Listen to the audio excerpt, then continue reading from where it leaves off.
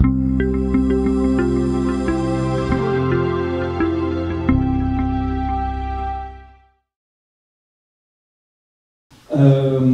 fait, je vais faire, dans la continuité de ce qu'a présenté Melinda, un petit focus de ce qui se passe au niveau de notre sous-bassin. On a essayé de voir de ce qui pourrait arriver sur notre sous-bassin.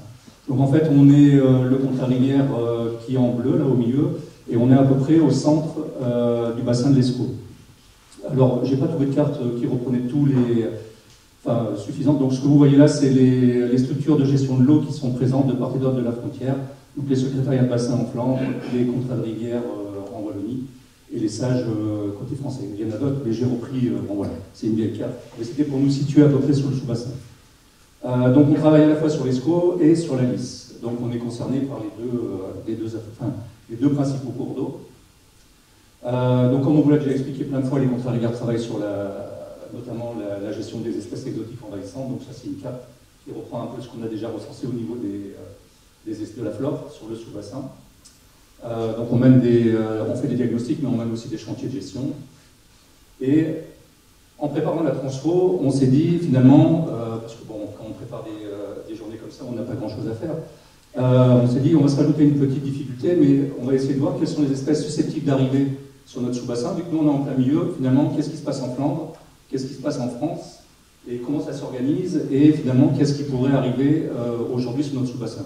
On connaît bien déjà ce qu'on a, et finalement, qu'est-ce qui est aujourd'hui côté français et côté flamand, et qui pourrait être susceptible de se déplacer de part et d'autre, de chaque côté. Donc pour faire ça, alors je vais aller vite parce que ça a déjà été expliqué, présenté plusieurs fois, mais il existe dans tous les pays, à tous les niveaux, donc sur le national, régional, local, des listes européennes. Et donc on a déjà simplement repris les différentes listes qu'on a retrouvées dans les différents pays, donc au niveau de la Belgique. Donc je vous ai mis les liens, donc vous pourrez retourner éventuellement consulter ces différents documents. En Wallonie, en Flandre. Alors, juste oui, j'ai mis ça en Flandre, il faut savoir qu'ils ont toute une série de listes, mais notamment ils ont édité un document qui recense aujourd'hui, qui leur permet de prioriser les espèces sur lesquelles ils doivent travailler. Donc vous avez là la liste globale, avec les espèces déjà installées et celles qui sont émergentes. Donc c'est vraiment cette liste-là sur laquelle je me suis basé pour le petit travail qu'on a réalisé.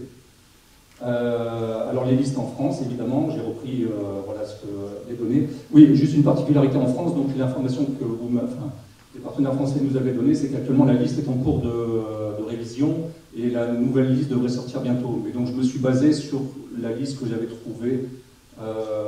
Voilà, c'est peut-être pas la dernière, mais en tout cas, voilà, j'ai repris la liste qui était ce que j'ai pu recroiser sur les différents sites et documents. Alors voilà, ça donne à peu près ça. Oui, j'ai exclu tout ce qui était espèces terrestres. Donc je n'ai repris que les plantes rivulaires et strictement aquatiques.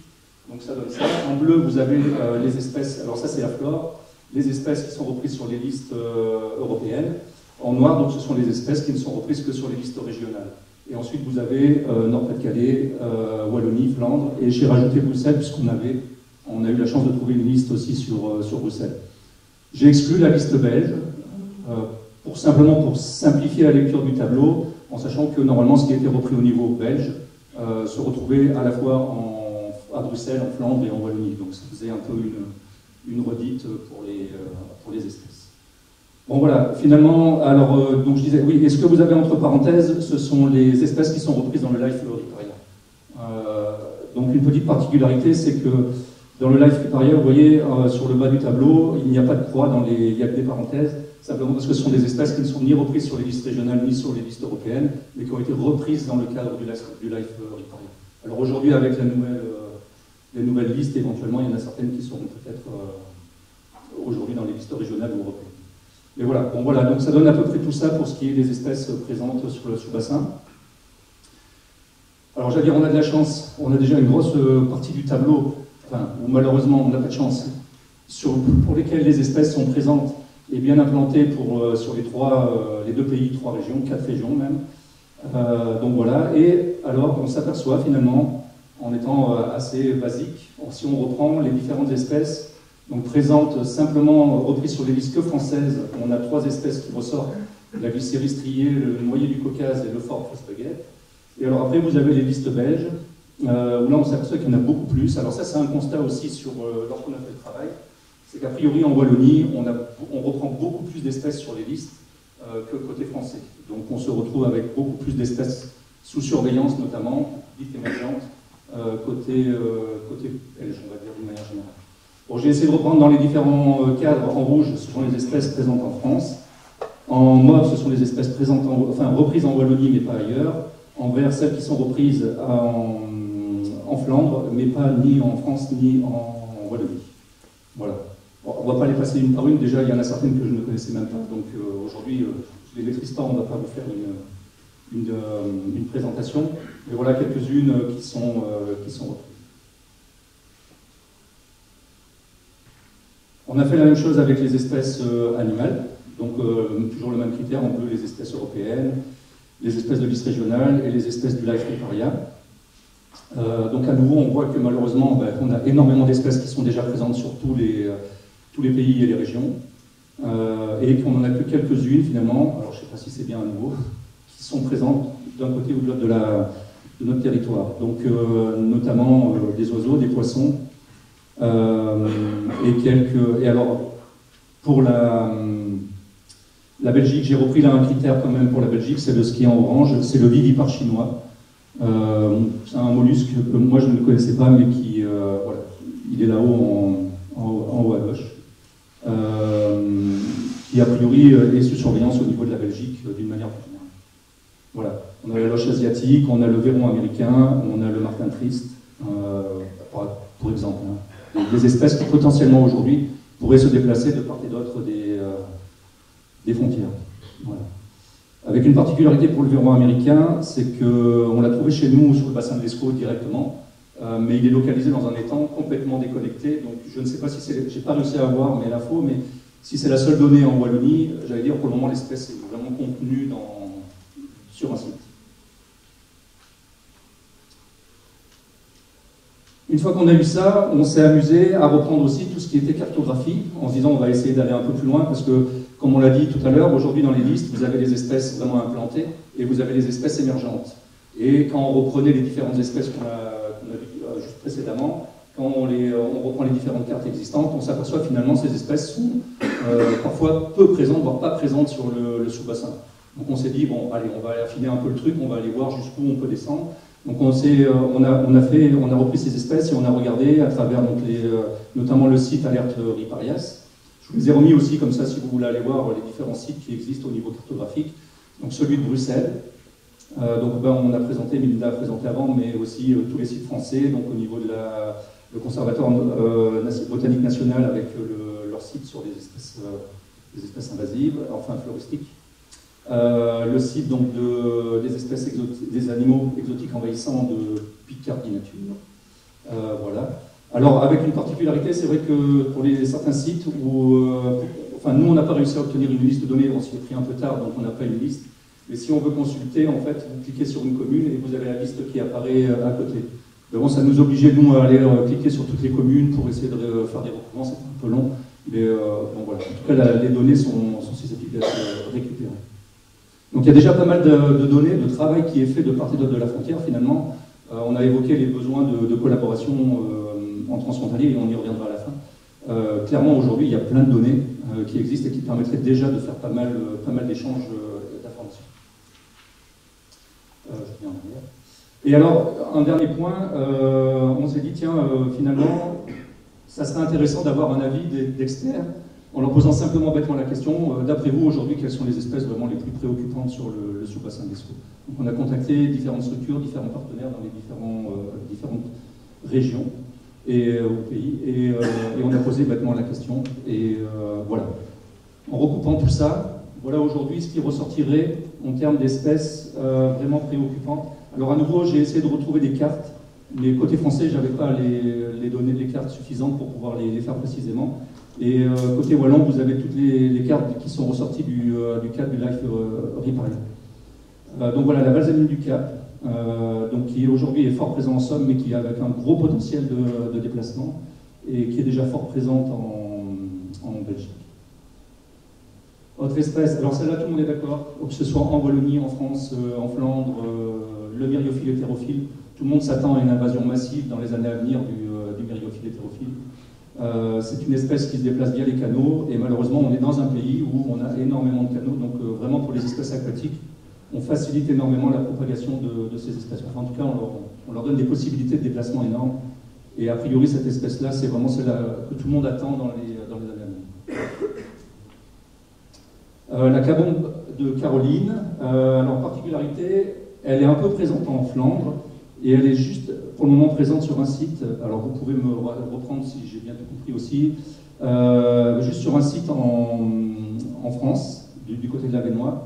Alors a priori, c'est pas une espèce qui pose, enfin, pour le moment des problèmes, mais tout le monde me l'a cité aussi, parce que, a priori, potentiellement, elle a une capacité de déplacement aussi relativement importante, et justement, elle est peu présente, donc c'est aujourd'hui, c'est une des espèces sur lesquelles tout le monde voudrait mettre une forte pression pour essayer de l'éliminer. Ça, voilà, ce qui ressortait aussi des différentes discussions. La laitue d'eau, alors présente beaucoup en Belgique, très peu en France, où aujourd'hui, a priori, elle n'est pas forcément reprise comme une espèce problématique, mais voilà, c'est avertir les Français, vous voyez que chez nous, elle commence à gagner, donc potentiellement chez vous, bientôt, peut-être plus problématique. Non, je reviens encore en arrière. Alors, les espèces animales, le Xenoplis, là, à nouveau, tout le monde est d'accord, mais il y a un programme qui vous sera d'ailleurs présenté cet après-midi par Maud de l'INBO sur l'espèce. Donc aujourd'hui confiné du côté de Comines, mais avec aussi malheureusement un fort potentiel de déplacement. Alors là, tout le monde était d'accord, on en parle depuis le début, le raton laveur. Alors malheureusement, en Wallonie, il arrive de tous les côtés, France, il remonte du sud, de l'est, de partout. Donc là aussi, espèce que tout le monde s'attend malheureusement, enfin, s'attend plus à voir parce qu'il est déjà présent. Vous vous demandiez côté français aujourd'hui où on en était en Wallonie, malheureusement, attendez-vous à ce qu'il débarque aussi par le côté wallon. Sur notre territoire, aujourd'hui, c'est des constats officiels d'animaux pris et voire trouvés morts sur les autoroutes autour de Tournai, du côté de Comines. Donc voilà, l'animal est déjà malheureusement arrivé chez nous. Et alors une écrevisse, l'écrevisse marbrée, présente en Flandre, un peu en Wallonie, et aussi quelques constats en France. Alors parmi toutes les écrevisses qui sont suivies, notamment dans le Life Riparia, c'est celle qui est ressortie aujourd'hui, aussi bien côté français que côté wallon, comme étant déjà la plus implantée, entre guillemets, sur le sous-bassin. Et celle qu'on s'attend à voir peut-être arriver le plus rapidement possible, notamment avec sa capacité de reproduction par parthénogenèse, donc elle est beaucoup moins exigeante, plus de facilité à nouveau pour se déplacer. Voilà. L'ibis sacré au niveau des oiseaux, donc il est revenu aussi assez régulièrement dans les conversations. Et je finis avec celui-là, parce que tout le monde en a parlé aussi, mais finalement il y a déjà énormément de travail qui est fait dessus, c'est le moustique tigre, qui remonte. Là c'est vraiment une des espèces qui est favorisée par le réchauffement climatique. Et donc là, j'allais dire, on est déjà bien préparé puisqu'il y a des plans qui sont mis en place aussi bien en France qu'en Wallonie, en Flandre. Tout le monde se prépare, il y a une grosse surveillance sur l'animal. Je conclus. Je suis dans les temps. Voilà, dans les discussions qu'on a pu avoir, donc déjà le premier constat, c'est vrai qu'on est sur un territoire où malheureusement on favorise vraiment la dispersion des espèces aquatiques parce que tous les cours d'eau sont reliés, on a des canaux partout, on a énormément de transport fluvial, de navigation fluviale. Enfin, voilà, on a vraiment un territoire qui va favoriser le déplacement des espèces aquatiques. Dans les discussions avec tous les partenaires qu'on a pu avoir, revenait souvent, on en a déjà parlé, de la problématique de la gestion des déchets, des végétaux, qui sont souvent un frein justement à certaines gestions, parce que qu'est-ce qu'on fait derrière de tous ces déchets? Alors on a parlé des produits du végétal, mais c'est vrai qu'on a abordé aussi la problématique des boues. Finalement, on verra avec le xénope cet après-midi, mais aujourd'hui le xénope il est caché dans le fond des cours d'eau. Lorsqu'on cure les cours d'eau et qu'on sort les boues, potentiellement, on transporte une espèce animale. Du coup, est-ce que ces boues doivent prendre un statut particulier? À nouveau, là aussi. Idem, lorsque vous curez un cours d'eau avec des espèces végétales exotiques envahissantes présentes, est-ce que ces boues aujourd'hui doivent prendre un statut particulier? Qu'est-ce qu'on en fait? Est-ce qu'elles doivent partir en élimination? Est-ce qu'on les étale comme on fait aujourd'hui? Enfin, voilà, il y a encore beaucoup de questions sur la problématique de la gestion des déchets. La mise à mort des animaux, ça aussi, ça a été un constat de part et d'autre de la frontière. Aujourd'hui, c'est un blocage parce que, alors évidemment, il y a le bien-être animal, Mais aujourd'hui, c'est un problème. Comment on met à mort ces animaux, puisqu'on ne peut pas les garder, on ne peut pas les déplacer, on ne peut pas les remettre à l'eau. Quand on les piège, qu'est-ce qu'on en fait? Du coup, voilà, il y aura peut-être un besoin aussi de questionnement, enfin il y a un besoin de questionnement par rapport à cette mise à mort des animaux. C'est aussi un frein aujourd'hui sur la gestion de certaines de ces espèces, parce que comme on ne sait pas comment les tuer, il vaut mieux pas les gérer. Le besoin de coordination et d'harmonisation transfrontalière, alors là, voilà, c'est tout l'intérêt de cette journée. On ne pourra pas arriver à gérer les espèces exotiques, ça a déjà été dit, mais sans avoir une coordination au niveau transfrontalier. Je vous donne deux exemples. Aujourd'hui, nous, sur notre sous-bassin, je suis arrivé ici, moi, il y a à peu près 15 ans, sur le bassin de l'Escaut. Il n'y avait pas un seul foyer, quand on a fait les premiers inventaires diagnostiques, il n'y avait pas un foyer de balsamine sur le fleuve Escaut, sur les berges. Aujourd'hui, on gère plus d'une douzaine de foyers sur les berges. Alors, ce n'est pas pour accuser les Français, puisque ça descend, mais nous, on en envoie aussi énormément, du coup, maintenant, en Flandre. Donc là, pour le coup, en 15 ans, on voit une nette progression de l'espèce, alors que, enfin, voilà, il n'y en avait pas il y a quelques années. Là, il y a vraiment un besoin de concertation. Ça ne sert à rien que nous, on s'épuise à la gérer si, j'allais dire, en France, aujourd'hui, il n'y a pas une gestion coordonnée sur l'espèce. En tout cas, sur certains bassins versants. Et idem pour l'hydrocotyle. Alors ça, c'est une nouveauté de cette année. On n'avait pas d'hydrocotyle sur l'Escaut. Et cette année, on a découvert 2 nouveaux foyers. A priori, je ne veux accuser personne, mais je crois qu'on parlait du sage de l'escarpe. Voilà. Il semblerait que ça vienne de l'escarpe. L'hydrocotyle semble fort implanté. D'ailleurs, on avait déjà eu une petite discussion par téléphone, et alors malheureusement, je vous confirme, on a 2 foyers, on vient encore d'en trouver un nouveau. Voilà. Donc on voit que la gestion transfrontalière est vraiment une nécessité aujourd'hui si on veut arriver à être efficace aussi sur la gestion des espèces invasives. Et alors un dernier point, moi qui me paraît important, c'est la participation des citoyens. On l'a dit, la plupart des foyers d'espèces invasives, ils viennent et ils sont dans les jardins des gens. Si aujourd'hui on n'a pas les moyens de faire participer déjà les citoyens, alors par exemple tous les outils qu'on a vus là, c'est super intéressant, mais pour monsieur tout le monde, c'est vraiment pas utilisable. C'est-à-dire qu'il faudrait peut-être aujourd'hui donner les moyens aux gens qui en tout cas seraient intéressés de pouvoir utiliser toutes ces données qu'on a aujourd'hui, et de l'autre côté, nous donner les moyens à nous, légaux notamment, de pouvoir intervenir chez les gens pour essayer de régler les problèmes. Je vous ai mis un exemple là, c'était un foyer de balsamine qu'on gérait sur un cours d'eau. On s'épuisait à gérer le cours d'eau, et en fait le foyer il venait de la maison, et le monsieur ne voulait pas qu'on gère les balsamines dans son jardin. Donc ça ne sert à rien du coup de gérer le cours d'eau si le propriétaire ne peut pas les gérer. Enfin voilà, un petit exemple. Mais voilà, je pense que c'est important aujourd'hui de ne pas oublier les citoyens dans la gestion des espèces. Voilà, j'ai fait. Merci beaucoup Franck pour cette présentation. Je te propose de rester